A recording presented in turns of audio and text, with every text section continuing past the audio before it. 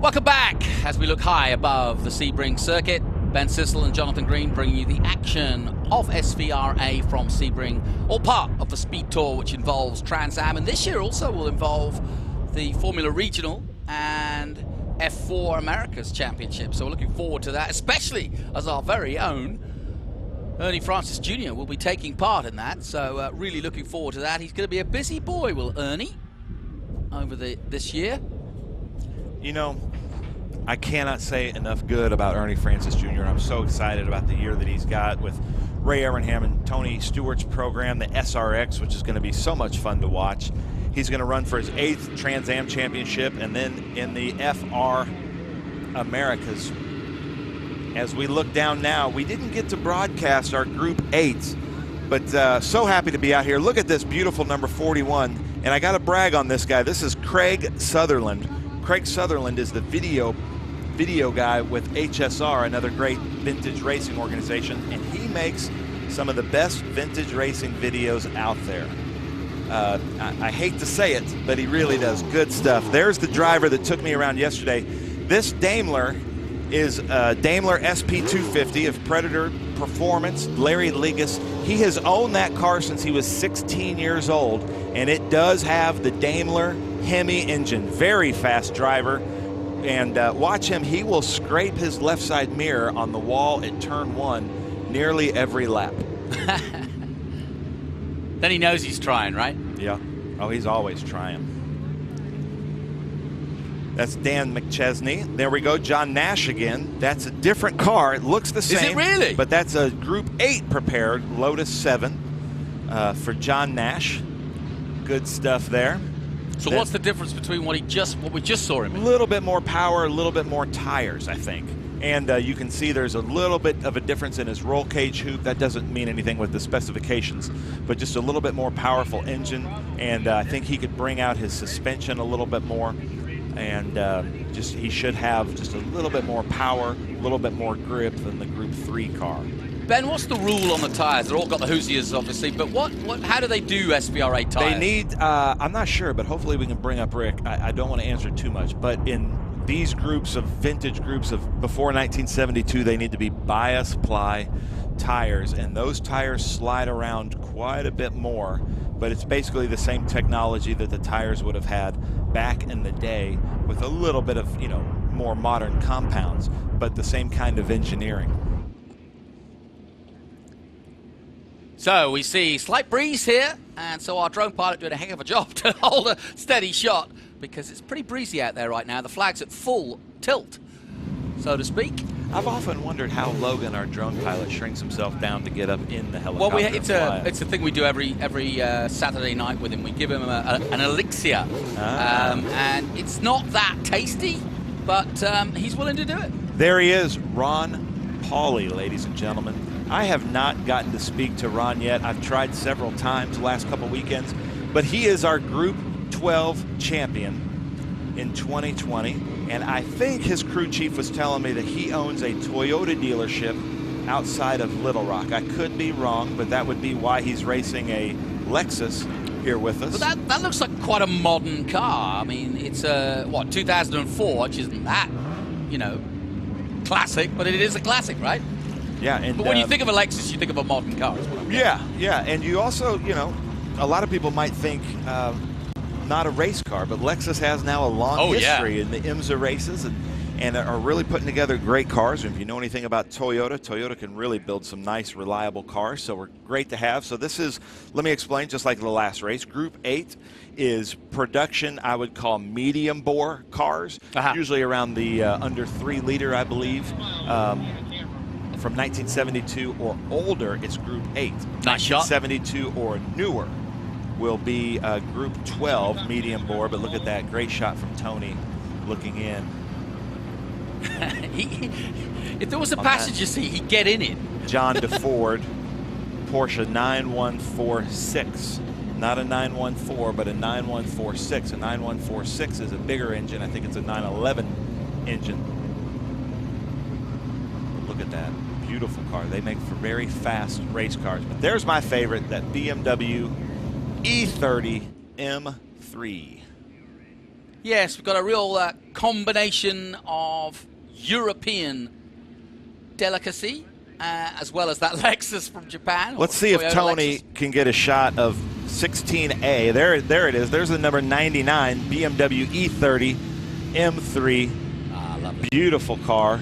And there's another silver E30 out there, number 16A, piloted by Skip Bryant, one of my favorite people in vintage racing. We'll talk about him later, but that's the number 99 right there. I'm looking at, oh, that's Bill Glavin of Junior 3 Motorsports. Bill and Billy race with us, so Bill Glavin also races that beautiful BMW CSL with us. But it's funny, they used to compete, Davis and Glavin, in a E30 series years ago, and now they're customers with each other. They're teammates. So they were hard competitors that are now teammates.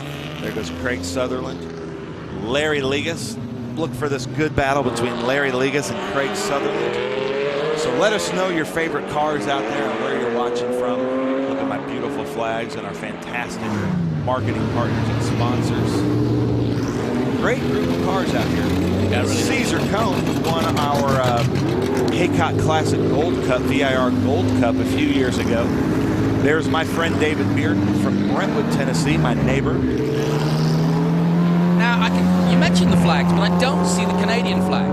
No, the Canadian flag has been stolen twice this weekend, and we were talking about that. Obviously not stolen by a Canadian because there was no letter of apology or $20 bill left. So I don't know who's stealing our Canadian flags, but we got to stop it. Not a good thing. So here we go, our third race of the day, and it's Group 8 and 12B. How do you decide your groups? I love the way it's always a great spectacle, but I would think it's quite a headache to work out who should race with them. Yeah, it's basically on this group 6 and 12, they're basically medium bore production sports cars, and they're pulling in about the same amount of time, and they hit the brake zones and the straightaways at about the same speed. So for safety and for visuals, it just kind of makes sense for them to be on the track at the same time. Fair enough.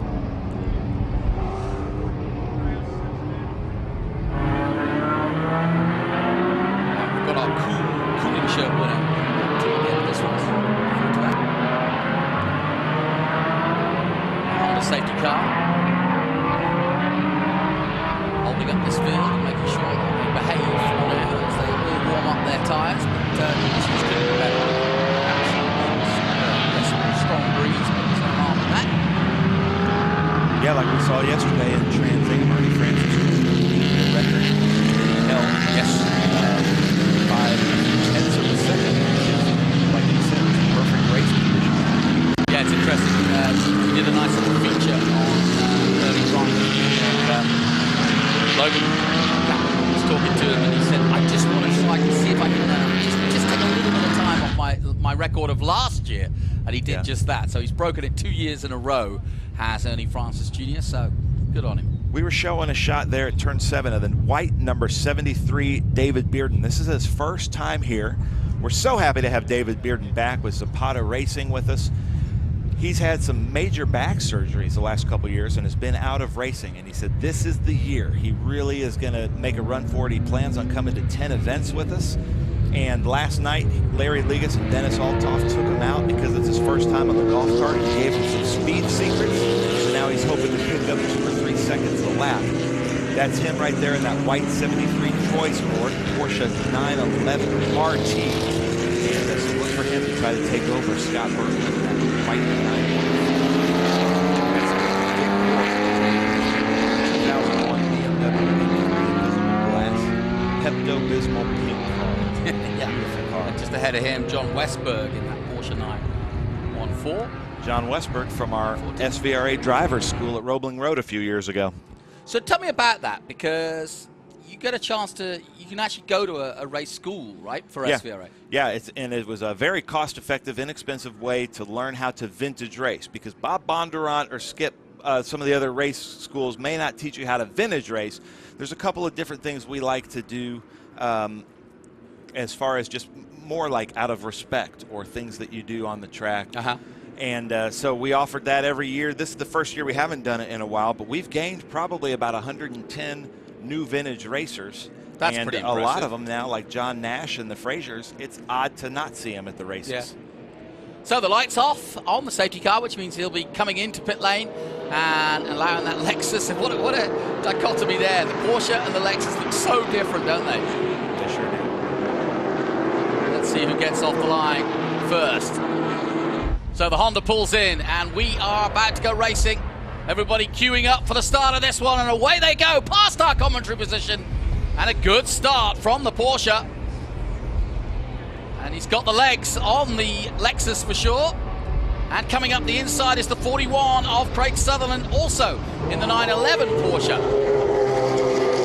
Plenty of room on that first turn, and that's one of the big advantages of Sebring, is that first turn is really wide when it comes to over-spilling effectively. If you do get it wrong into turn one, there's plenty of room to adjust. This a 6-lap race as they dive towards the bridge for the first time and towards Big Bend, and the first time at the hairpin, but everybody safely through 3, 4, and 5. Look for Dick York to really march his way through. He had some mechanical yesterday. He had to start at the back of the pack. He's in that Pepto-Bismol pink M3 BMW. He's going to march his way up. Craig Sutherland has the line here nicely done. on Ron Pauly. Great pass. Yep, that was nicely done at the Craig hairpin. Sutherland, Up to second. 1973 Porsche 911. Not only is he a fantastic videographer, but looks like a great race car driver as well. Now I really don't like him. Yeah, absolutely. Good stuff by Craig. John Down the Nash. Fangio straight. There's John Nash, yeah, what, 5th? Yeah, and you don't ever think that a Datsun 240Z looks like a big car until you see it next to a Lotus Super 7. True. So we've got a good battle out front now, as the Porsche of John Defford takes on Craig Sutherland, likewise in a 911. But it's Look at two these 1973 cars. Here's the evolution of the BMW racing right there. The 2002 to the E30 to the E36. Good stuff right there. BMW. And where's my buddy? There he is, David Bearden in that white RT coming up the back there. Let's see if David can pick up his time a little bit. He's hoping for 2-3 more seconds from what he learned last night. It's a difficult racetrack out here at Sebring International Raceway. Yeah. I do want to celebrate that, though. Something about vintage racing. You know, racing, we always kind of talk about the people out there cheating. David Bearden has spent a lot of time and money and effort over the last 2 years to get that car into Group 8 rules. He was in Group 6 specifications so that he could race in Group 8. I feel like we need to do a better job of appreciating the people that are going out of their way to stay to the rules. Yes, good point. Across the line they come then, a good strong lead from Defford, and it was getting a little bit closer. It was nip and tuck between the two very different Porsches, but going side by side. Larry Ligas looks inside. Watch this line into one. He's got turn one dialed in better than any other driver that I've seen in vintage racing. Like I said, he likes to scrape his mirror on the wall right under that 0 mark. Oh, and Craig Sutherland around. No! Looks like he just lost it over those bumps. That rear engine of the 911 is really difficult in power turns like that, especially when he hits the bumps. He's back to power. Good job, Craig Sutherland. So now we're going to watch Craig Sutherland. He's probably doing it for the in-car video. I see. He goes from back, and now he's going to want to videotape him Well, he's going up lost to the second first. place. I don't think that's a good look on your video. But Defford now, Sutherland dropping down after that spin and the exit of 1. Pauly now up to second place. Ligas now up to 3rd. McChesney up to 4th place. So he changed that one now to go back and take our first close look. John. Look at how fast that is. Back hard on the power from turn 7. And look at this. Here we go. Watch this green 914 try to duck in under here at turn 7. Well, Defford will appreciate the fact that he hasn't got the pressure on him now, because a moment ago, about 30 seconds ago, he was under pressure before that spin from Sutherland. Yeah. Disappointed we didn't get to show this race yesterday because we had plans on having Group 8 legend Bob Leitzinger up here doing the commentary with us as we look right now at Dick York in that invisible glass BMW M3 really marching his way through the field. Good stuff. Started in last. Now he's moved his way up. He's in 8th place. There's your leader. No, that's not the leader. Oh, absolutely. Sorry, The I Ford, got that right. the I got that Ford wrong is on the me. leader. Yeah, that's a 914, and our leader's in a 9146. But that's a beautiful car. It really shows up well. If you would have told me day glow orange and tan, I would have thought you're crazy. But those day glow orange wheels, well. There goes our leader right there. Yeah. I like the paint scheme on that, or as you call I was it, ahead of myself. livery. There's David Bearden coming up tower turn. Beautiful car right there. David's had to do a lot of work on the car this weekend. He's had some cooling issues, but he's having a lot of fun here. Lost that whale tail. You can see his exhaust pipe comes out to a turn, and I thought he was doing that for DB, and he said, no, it's just a little bit of back pressure is what that car needs. So that turn, that right angle turn, just gives him enough back pressure to put Larry Ligas in that Daimler now, overall second place, behind the Ford.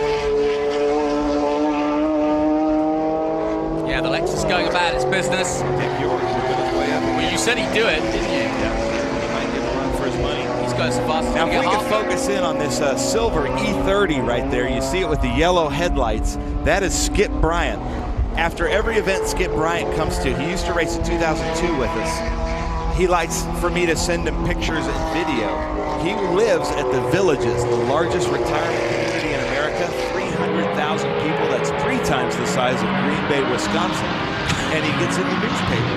And he gets to be a local celebrity. Well, I bet he holds court when they're playing bridge. Oh, yeah, but listen to this. It's like one of the highest circulated newspapers in the country is at the Villages newspaper, because it's 300,000 people retirement community. So he gets to be the local celebrity every time we send him pictures. So Skip Bryant, always a great racer out here in his E30.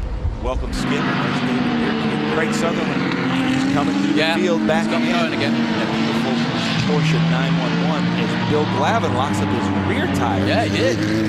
He's been having trouble with that. I asked him if he has bias in that last night. He said not really. So he's got some brake issues in that BMW E30 and 3 of Junior 3 Racing. Ron Pauly around the Tower Straight. Ron Pauly's having a hard time shaking that Porsche. That's Dan McChesney right there. That's good avoidance by the 117, the man at the back.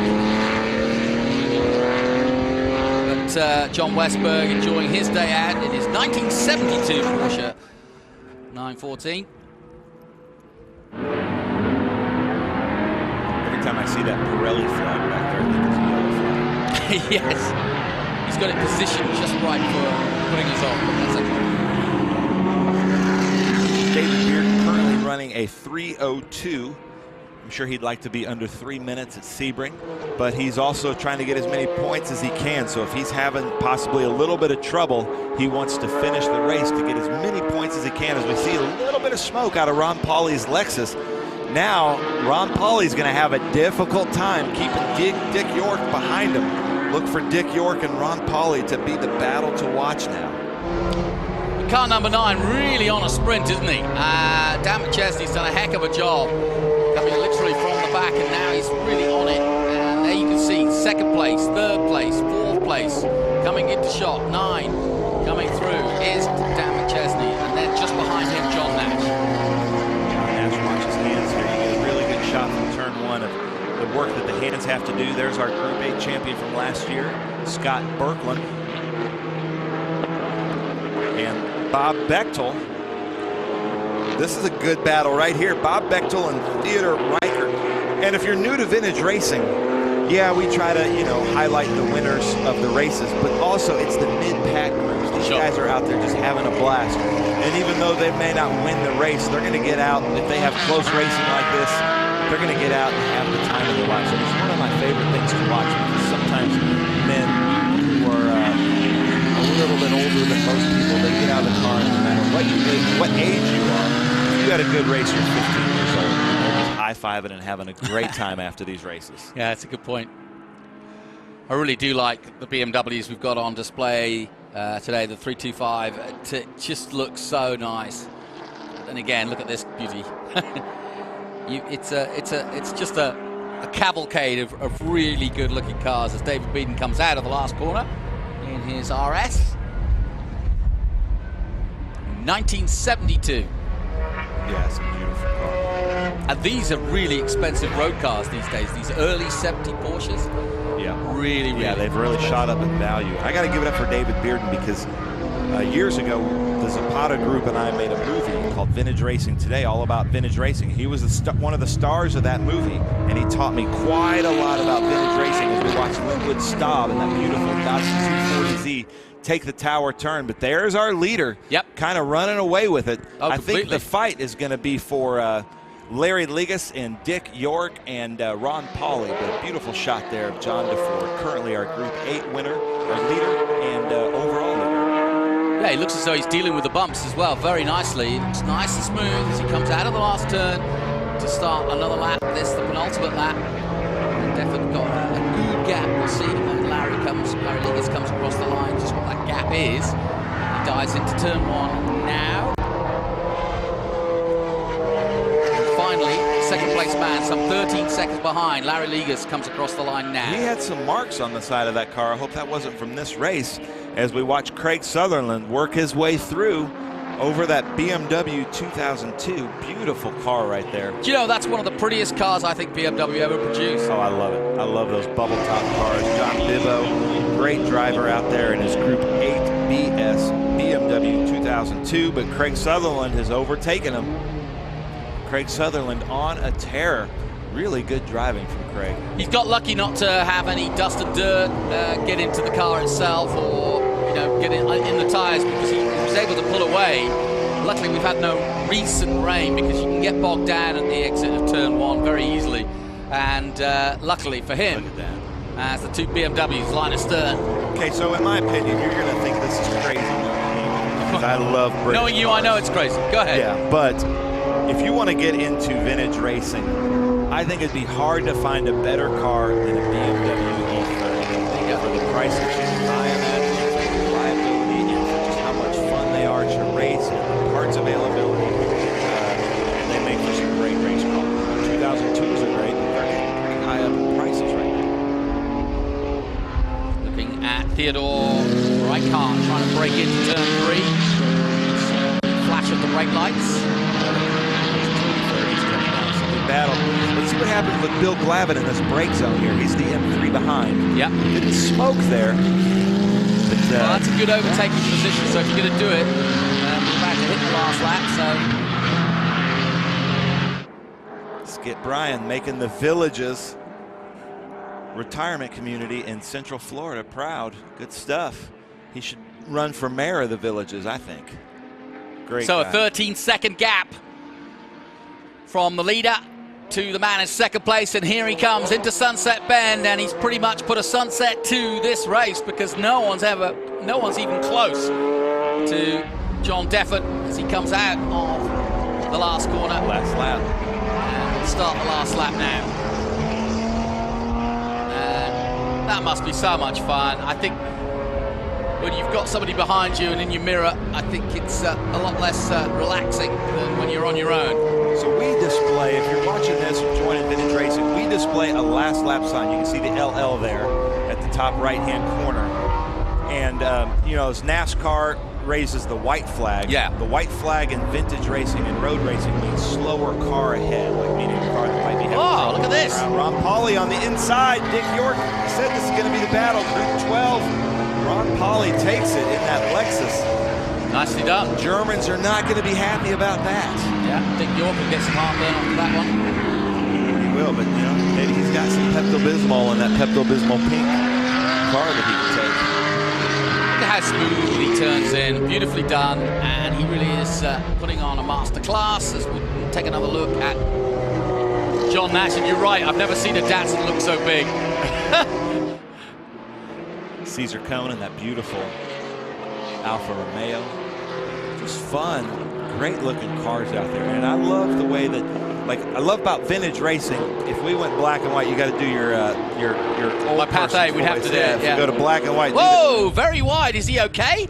That looked very wide at the last corner sure there. Did. But he is tending to get out of the way of most of the races. As we take another look at our leader coming down to finish his lap.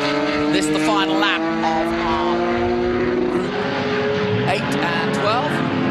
John Nash making a move on the Datsun and makes it stick. beauty of those Lotuses, they're so light, they don't wear out tires like those little bit heavier cars. And it's crazy to say a Datsun 240 is heavy, but compared to a Lotus 7, it sure is. So Dan McChesney on his way, but so too is this man, John Defford, a long way up the road, some 16 seconds now from the rest of the field, and it's been a perfect day out at Sebring. An iconic circuit, an iconic track, iconic car. Looks like the battle for second overall, though, between Larry Ligas and Ron Pauly is heated up as we saw them come around turn 16. Hope we can get a shot of that. Here's your checkered flag then.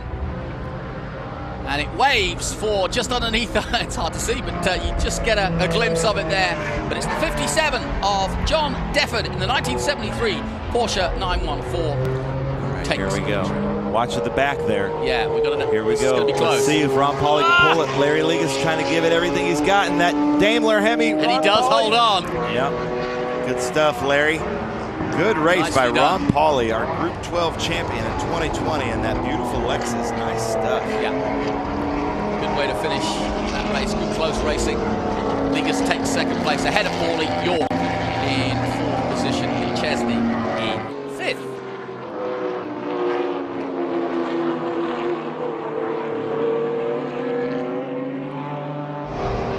And the BMWs are back to finish, but here's the recovery man, Mr. Sutherland.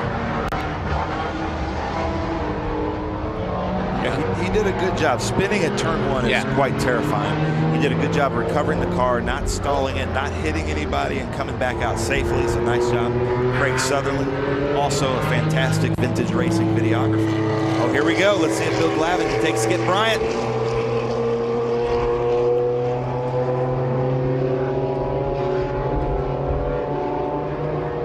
I can't see it on the scoring. Wait till we get the scoreboard. That was for 10th place, so one of them's going to be out of the Formula 1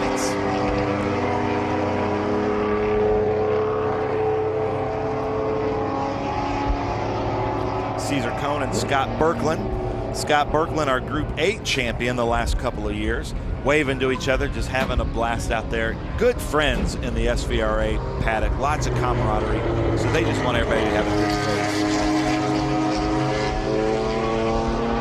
So, as we conclude our coverage of our latest race, Group 8 and Group 12B, let's take a look back at some of the highlights. The Lexus got a good start, but the Porsche was away at number 57. And they battled it out at the front for quite some time. Through came the 41, Sutherland, but he would have some drama coming up. And nicely done. Look at that, Ron Pauly. Nice job. At that moment, Sutherland. And he recovered to get a decent result. He had to side his way through, but he did. John Perry doing a good also. Good replays from our editing man. That's tough to do that quickly. Yeah. Nice stuff. Yeah, and that really does tell a story. But the big story of the day, the number 57 winning by 8%. Taking the checkered flag in style ahead of Ligas and Ron Pauly. And that was a close finish in second. And then the Pepto Bismol car of Dick York coming across the line.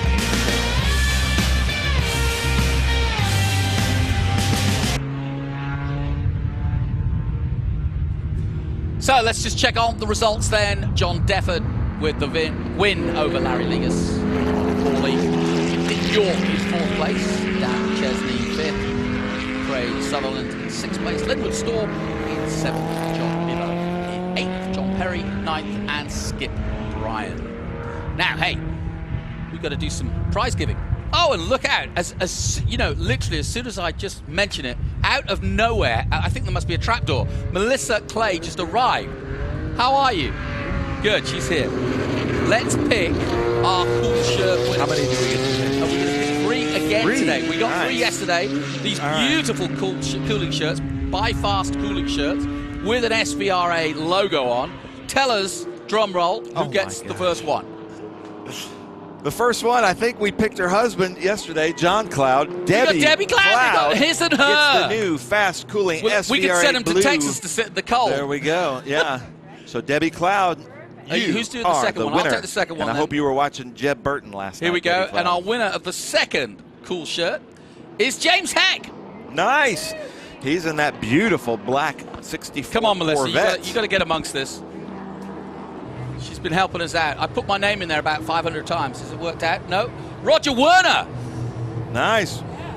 Roger Werner. There we go. Getting that cool shirt. Melissa, the fast cooling And I tell you what, T-shirt. that's a really nice gift, I tell you. If you don't have a cool shirt, it's well worth getting in these conditions. Especially in a closed cockpit car. So that concludes our fast cooling draw. We'll take a short break and we'll be right back from Sebring in a moment.